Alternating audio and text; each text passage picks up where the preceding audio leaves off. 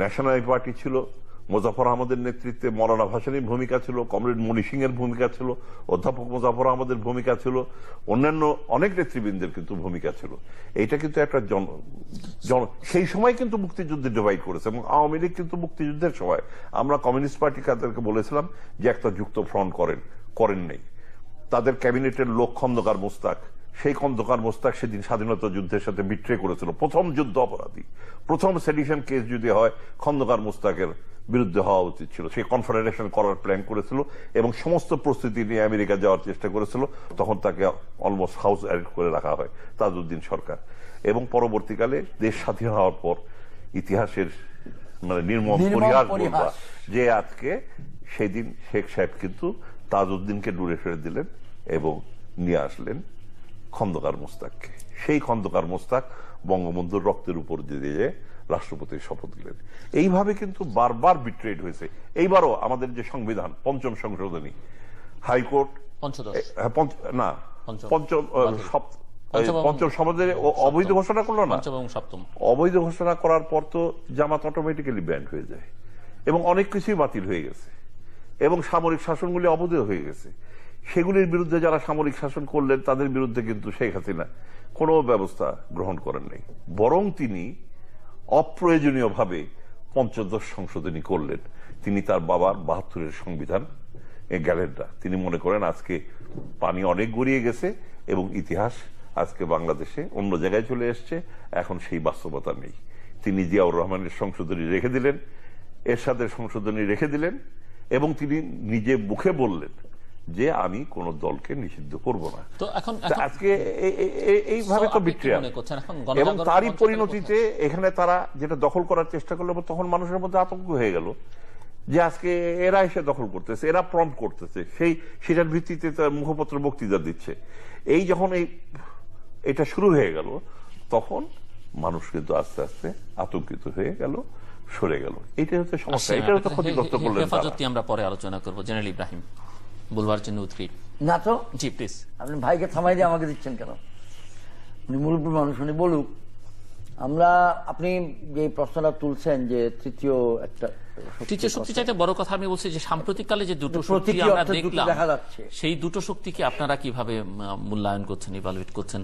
প্রথমে গণজাগরণ মঞ্চের প্রসঙ্গটা আসুক, কেন এটি দুটো এখন মিলিয়ে ফেললে আবার সময় লাগবে। গণজাগরণ মঞ্চ সম্বন্ধে আমি ভাই যেরকম দীর্ঘ ব্যাখ্যা দিয়েছেন, অত দীর্ঘ ব্যাখ্যায় যাব না। সংক্ষিপ্ত হলে হেফাজত আপনাকে দিয়ে শুরু করবো। বলেন, অসুবিধা নেই। সংক্ষিপ্ত আমি বলি এটুক যে আমার মূল্যায়নে গণজাগরণ মঞ্চের জন্ম, উৎপত্তি কিছু সংখ্যক তরুণকে দিয়ে, যারা অত্যন্ত উৎকণ্ঠিত এবং প্রতিবাদী হয়েছিল একটা রায়, যথাসম্ভব জনাব আব্দুল কাদের মোল্লার রায়। আমার মূল্যায়নে যতটুকু আমি ফলো করতে পেরেছি, অনুসরণ করতে পেরেছি, এটা 3 থেকে 4 দিন পর্যন্ত এরকম একটা নির্মোহ, সম্পূর্ণ নিরপেক্ষ, ওই একটা বিষয়ের প্রতিবাদে সোচ্চার ছিল। সোচ্চার তো জবানে, আর চিন্তায়ও ওই রকমই ছিল। কিন্তু 3 থেকে 4র্থ দিন, 5ম দিন থেকে এটা এখানে একটা সংগ্রাম এসে যায়, চতুর্দিক থেকে পারিপার্শ্বিক রাজনৈতিক প্রেসার এসে যায়। আর যেগুলো আমার কানে এসেছে সে কথাগুলো নিম্নরূপ। সরকারের গোয়েন্দা বাহিনী এখানে সংশ্লিষ্ট, সরকারের গোয়েন্দা বাহিনীরা এটাকে সহায়তা করছে, মানুষ আনা নেওয়ায়, যাতায়াত করা ইত্যাদি। 10-12 দিন পরের কথা এগুলা। বিভিন্ন বড় বড় ব্যবসায়ীরা এখানে সাহায্য সহযোগিতা দিচ্ছেন, সরকার এটাকে হেফাজত দিচ্ছেন। হেফাজত শব্দের অর্থ নিরাপত্তা, এবং পুলিশ বাহিনী দিয়ে নিরাপদ করে দিয়েছে, অবস্থানটাকে সুদৃঢ় করে দিয়েছে। এবং গল্পের ছলে চা খেতে খেতে মানুষ যে গল্পগুলো করে, সেখানে যে শেখ হাসিনা এটার থেকে বেনিফিট নিতে চাচ্ছেন, মাননীয় প্রধানমন্ত্রী শেখ হাসিনা বা তার সরকার বেনিফিট নিতে চাচ্ছেন কিরকম, যে এটার মাধ্যমে তারা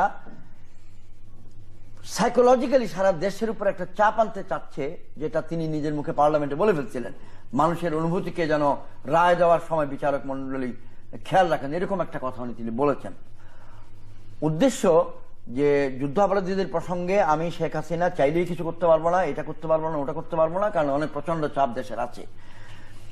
আমার মূল্যায়নে 10 দিন বা 11 দিন 12 দিনের মাথা থেকেই গণজাগরণ মঞ্চ তার নিজস্ব সক্রিয়তাটা হারিয়ে ফেলে এবং ক্রমান্বয়ে তার মোমেন্টাম, ইনার্শিয়া, ইনিশিয়েটিভ চলে যায়, যার ব্যাখ্যা তিনি দিয়েছেন। এখানে দখল করার প্রচেষ্টা থেকে আসে।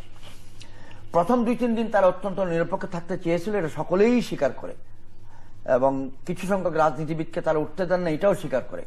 আবার 10-12 দিন পরে বলছে যে ওই প্রথম দিকে 2-3 দিনটা ছিল উদ্দেশ্য প্রণোদিত, যেন একটা নিরপেক্ষতার চেহারা এস্টাবলিশ হয়ে যায়, মানুষের মনে ছবিটা আসে, পরে সেটা ইচ্ছাকৃতভাবে ভেঙে ফেলেছে।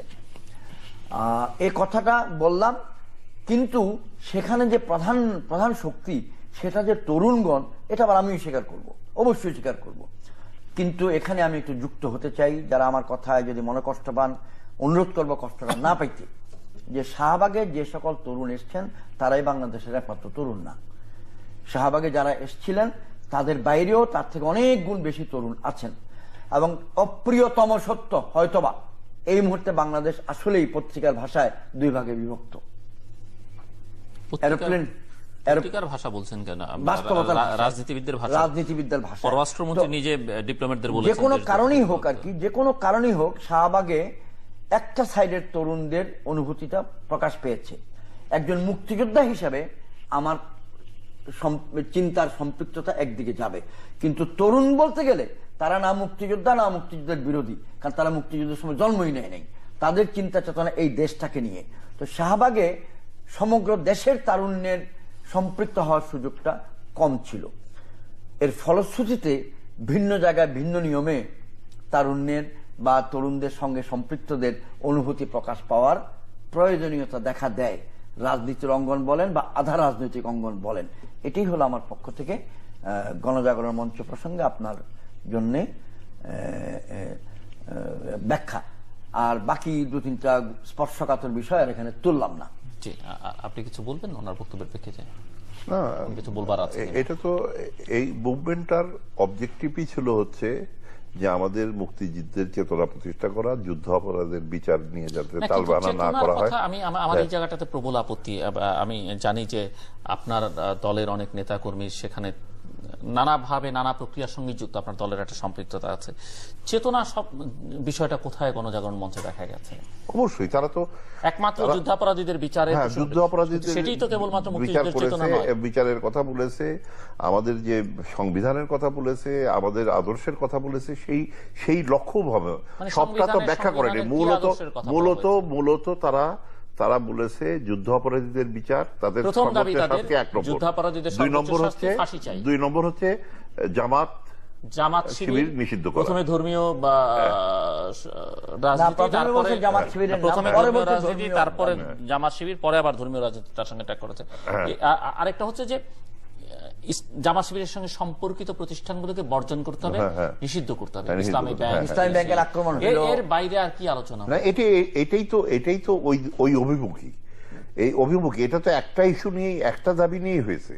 কাজেই এটা মুক্তিযুদ্ধের চেতনারই অংশ, জামাত শিবিরকে নিষিদ্ধ করা, তারা যে সম্পত্তি গড়ে তুলেছে এবং তারা মুক্তিযুদ্ধ বিরোধী চেতনার একটি অংশ, কিন্তু এটা মুক্তিযুদ্ধের চেতনা নয়। না, সামগ্রিকভাবে তো সেটা তো আপনি সেই সব বিষয়টা অ্যাড্রেস করে, সেটা অ্যাড্রেস করেনি, সেটা কিন্তু তাদের বক্তব্যে আলোচনায় তারা যদি পদ্মা সেতু নিয়ে কথা বলতো, আমি ধরে নিতাম এটি হয়তো পলিটিসাইজ করবার একটা চেষ্টা হতে পারে, এটি মনে হতে পারে যে বিরোধী দলের বক্তব্য। কিন্তু তারা যদি সাম্যের কথা বলতো, তারা যদি গণতন্ত্রের কথা বলতো, সেটা তো সর্বজনীন।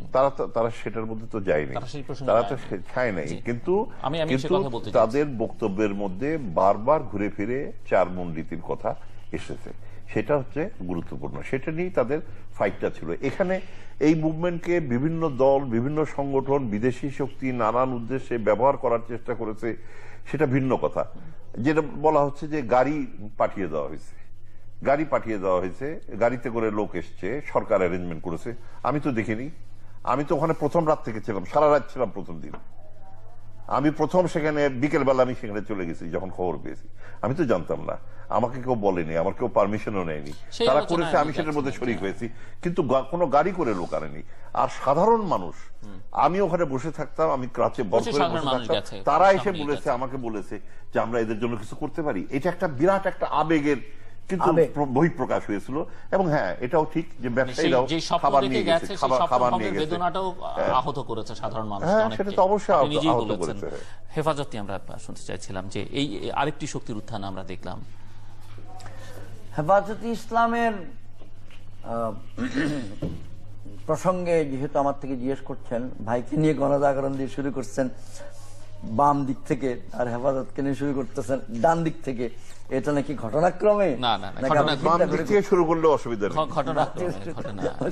আপনি ওনার কাছ থেকে শুনতে চান? অসুবিধা মুরব্বী মানুষ বলুক। এটা তো একটা বিষয়ের ব্যাপার যে হেফাজত তারা কতগুলি দাবি দিয়েছে, তারা এই মুভমেন্টটা একটা জায়গায় নিয়ে এসছে। এটা তারা বলছে যে তারা রাজনৈতিক দল নয়, কিন্তু যেই সময়ে যেই প্রেক্ষাপটে এবং বিশেষত শাহবাগীদেরকে নাস্তিক বলার পরে যেই প্রেক্ষাপটে এই আন্দোলনটা হলো, তার কিন্তু একটা পলিটিক্যাল মুভমেন্টের যা যা আছে সবকিছু কিন্তু এটার মধ্যে ছিল। কিন্তু এটা একটা বিস্ময়ের ব্যাপার যে হেফাজতে ইসলাম যে সংগঠনটি, তার কিন্তু জামাতের ইসলামের সাথে দ্বন্দ্ব ছিল। তাদের যে মূল নেতৃবৃন্দ, অধিকাংশ নেতৃবৃন্দ হচ্ছে দেওবন্দের ধারার লোক, এবং তাদের যে সিলসিলা চিস্তিয়া সিলসিলা, এটা কোনো অবস্থায় জামাতের সাথে তাদের কোন রকম ইউনিটি হতে পারে না। তাদের সাথে সাপে নেউলে সম্পর্ক। কিন্তু জামাত পাকিস্তানে যেটা করেছে, পাকিস্তানে আইএসআই থেকে আরম্ভ করে বিভিন্ন পলিটিক্যাল পার্টির নিউক্লিয়াসের মধ্যে তাদের কিন্তু পেনেট্রেশন হয়ে গেছে এবং সব জায়গায় তাদের লোক তারা স্থাপন করেছে। জামাত কিন্তু ইতিমধ্যে আমাদের এখানেও অতীতে আপনারা শুনেছেন ছাত্রলীগের মধ্যে ঢুকিয়েছিল, বহিষ্কার করে দেওয়া হয়েছে। পাকিস্তানে বিভিন্ন পলিটিক্যাল পার্টির নিউক্লিয়াসের মধ্যে জামাতের পেনেট্রেশন, ইনক্লুডিং মিলিটারি এবং আইএসআই, সবাই পেনিট্রেট, হ্যাঁ জামাত পেনিট্রেট করেছে, তাদের লোক প্লেসড আছে। এবং এখানেও আমরা শুনেছি সেই পেনিট্রেশনে অনেক শক্তি তাদের ঘটনা আছে এবং তাদের সাথে লিঙ্কেজ করেছে। এবং জামাত তো হিউজ ফান্ড মোবিলাইজ করেছে, তারা তো বিপুল অর্থ তারা ব্যয় করছে এখানে, এবং বিভিন্ন জায়গা থেকে সেই টাকাগুলি, হ্যাঁ, এবং আমেরিকা থেকে বলেন, কানাডা থেকে বলেন। হেফাজত তো বলছে যে তাদের মধ্যে বলছে যে সবগুলো টেলিভিশন চ্যানেল কিন্তু তাদের সমাবেশ দেখেছে। আমাদের দেশে একটা ক্যামেরা দিয়ে ধরে দেখাচ্ছে এখানে জামাত। অধিকাংশ ইসলামিক মুভমেন্ট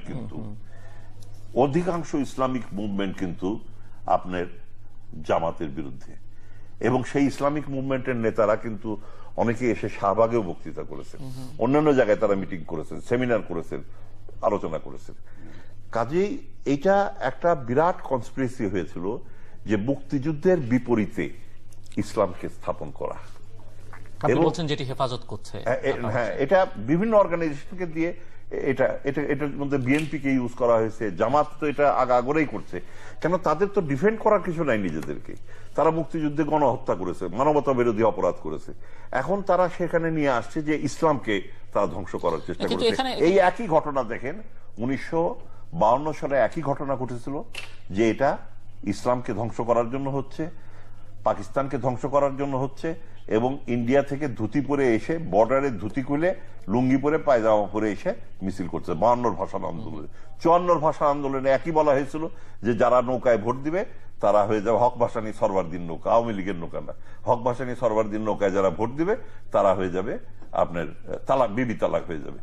71 70 একই ঘটনা, ইসলাম গেল রব তুলেছে, এরাও তারা ইসলাম গেল রব তুলেছে। আমরা যারা ডেমোক্রেটিক ফোর্স, আমাদের ফেইলিয়ার হচ্ছে যে এই যে জামাত এই শক্তিগুলিকেও তাদের পলিটিক্যাল লক্ষ্য হাসিলের জন্য ব্যবহার করলো, সেটা আমরা ঠেকাতে পারলাম না। একটা বিষয় তো আপনার কগনিশনে নিশ্চয়ই আছে যে বাংলাদেশের 42 বছর ইতিহাসে কোন রাজনৈতিক দলের পক্ষে এত বড় সমাবেশ করা সম্ভব হয়নি, এবং তার চেয়ে বড় কথা হচ্ছে এত প্রবল বাধা উপেক্ষা করে।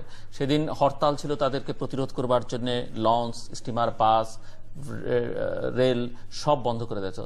তারপরে যে লক্ষ লক্ষ মানুষ আসলো, এবং যেটি সরকারের দিক থেকে বলা হচ্ছিল বা গণজাগরণ মঞ্চ অবরোধ ডাকলো, যে কারণে ঘাতক দালাল নির্মূল কমিটি যে কারণে হরতাল ডাকলো, যেখানে সংঘাত সহিংসতা হবে, জামাত করবে, কিছুই হয়নি, এবং তারা তো শান্তিপূর্ণভাবেই ফেরত গেছে, এবং যাবার পরে আবার সরকারের মন্ত্রী, স্বরাষ্ট্রমন্ত্রী সঙ্গে তাদেরকে অভিনন্দন জানিয়েছেন। আমি বলছি যে দুইটা দেখবেন, বাধাও ছিল সহযোগিতাও ছিল, সরকারের বাধাও ছিল সহযোগিতাও ছিল। এখানেও আপনি বলতে চাইছেন বলেন আর্থিক সহায়তাও ছিল, এবং তারা এখানে মিটিং করেছে, মিছিল করেছে, ওরা বলেছে যে কিছু বাধা দেওয়া হবে না, আন্ডারস্ট্যান্ডিং এরকম ছিল। কিন্তু তারপরে আমরা দেখেছি পত্রিকায় ছবি উঠেছে, বন্দুক দিয়ে গুলি করা হচ্ছে, একজন মারা গেছে। আবার হেফাজতও আপনার ফরিদপুরে সেখানে একটা আওয়ামী লীগের একজন লোককে হত্যা করেছে। আমি যখন শাহবাগে উপস্থিত, তখন তাদের গ্রুপ এসে একটা কিন্তু আক্রমণ করার চেষ্টা করছে। এইটা আমি